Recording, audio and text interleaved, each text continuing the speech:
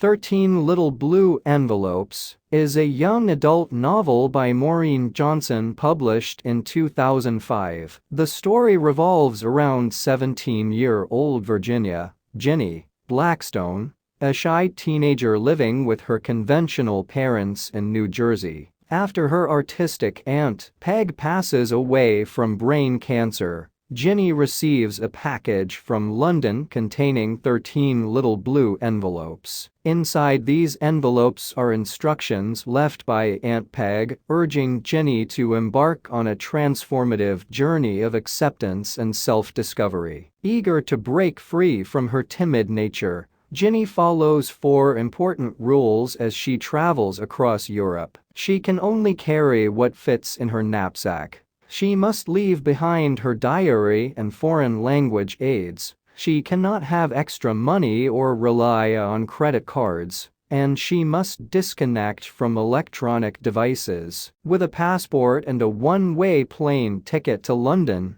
funded by the $1,000 left by Aunt Peg, Ginny begins her quest. Each envelope holds a task that Ginny must complete before she can open the next one, gradually revealing more about her aunt and herself. As Ginny ventures through various European destinations, she gradually sheds her inhibitions and embraces the spontaneity and joy that her aunt embodied. Narrated in the first person by Ginny, the story starts in New York when she unexpectedly receives the package at a restaurant she hasn't visited in years. From there, Ginny's journey unfolds, leading her to new experiences, friendships, and a deeper understanding of herself. Along the way, she learns to appreciate life's adventures and creates cherished memories that will shape her future. Despite her initial nervousness, Ginny agrees to embark on the journey outlined in the 13 little blue envelopes,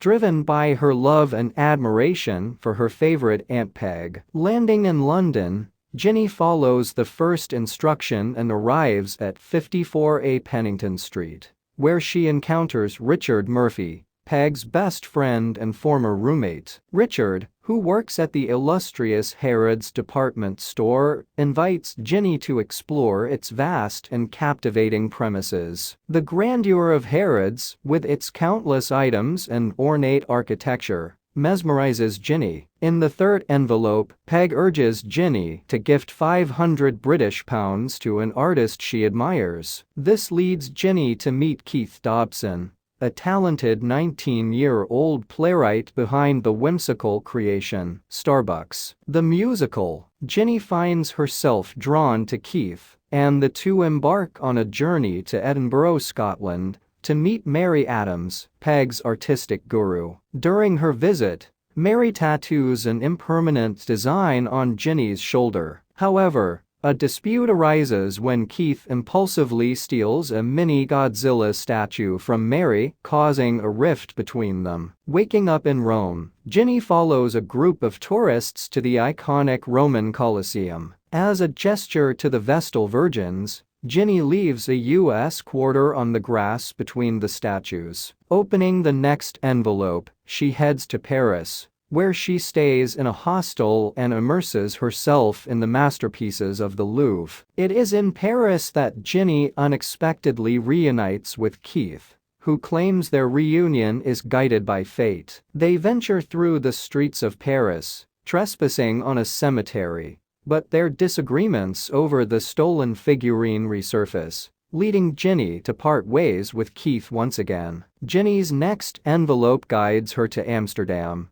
where she meets Peg's friend Charlie and visits the renowned Rijksmuseum to marvel at the Night Watch painting. In Amsterdam, Ginny finds herself staying at a rather unpleasant hotel called The Apple and lodges with an energetic family. After her time in Amsterdam, Ginny continues her journey to Denmark, where she encounters 4 Australian tourists: Emmett, Bennett, Nigel, and Carrie. Forming a group they dubbed the Blue Envelope Gang, They witness the beauty of the midnight sun from a houseboat and follow Peg's penultimate letter to Corfu, Greece. The 12th letter explains that Ginny is free to open the final envelope whenever she pleases. During her time in Greece, Ginny's knapsack is stolen, containing the unopened 13th letter. With her bank card overdrawn, Ginny turns to Richard for assistance in returning to England. In London, Richard reveals that he married Peg during her final days,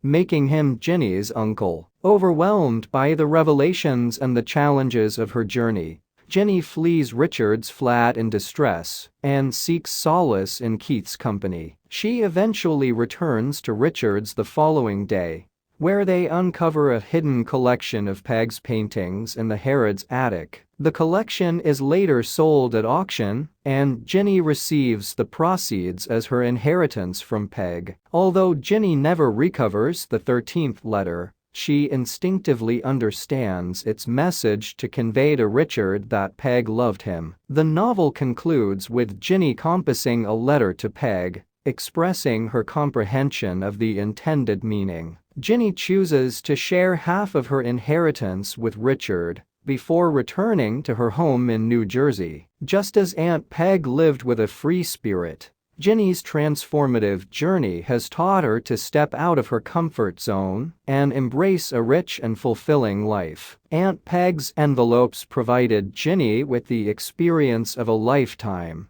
shaping her into a bolder and more adventurous individual.